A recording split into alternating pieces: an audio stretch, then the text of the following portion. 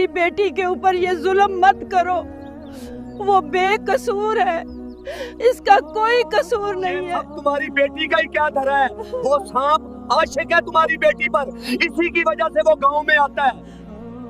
आज हम आपको एक ऐसी कहानी सुनाने जा रहे हैं जो आपके होश उड़ा देगी।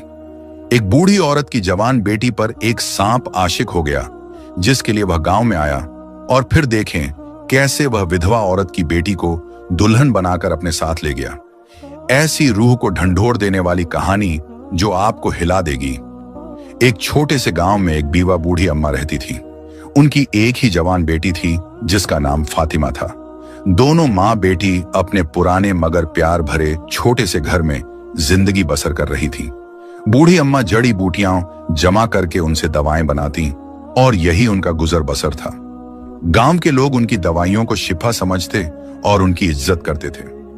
एक रोज फातिमा घड़े में पानी भरने के लिए कुएं पर गई। गांव की औरतें अक्सर वहां जमा होती, मगर उस दिन कुआं बिल्कुल सुनसान था। फातिमा ने घड़ा नीचे डाला और पानी खींचने लगी। अभी उसने घड़ा भर ही लिया था कि अचानक करीब की झाड़ियों से कोई सरसराहट सुनाई दी। फातिमा ने चौंक कर पीछे पलट कर देखा तो एक खौफनाक मंजर उसके सामने था। एक बहुत बड़ा सांप आहिस्ता आहिस्ता उसकी तरफ रेंग रहा था। उसकी लाल लाल आंखें शोलों की तरह दहक रही थीं। फातिमा के हाथ से घड़ा छूट गया और वो घबराकर उल्टे कदमों भागी। सांप ने एक लम्हे को उसकी तरफ देखा और फिर अचानक घनी झाड़ियों में गायब हो गया। फातिमा हांफती कांपती घर पहुंची। बूढ़ी अम्मा ने अपनी बेटी को इस हाल में देखा तो घबराकर पूछने लगी, क्या हुआ बेटी, क्यों इस कदर परेशान हो? फातिमा हिचकिचाते हुए बोली, अम्मी, मैं कुएं पर पानी भर रही थी कि अचानक एक बहुत बड़ा सांप मेरे सामने आ गया। वो मुझे अपनी लाल आंखों से घूर रहा था।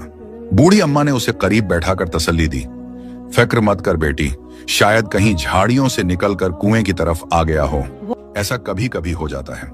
अगले रोज बूढ़ी अम्मा ने फातिमा को जड़ी बूटियां चुनने के लिए खेतों की तरफ भेजा।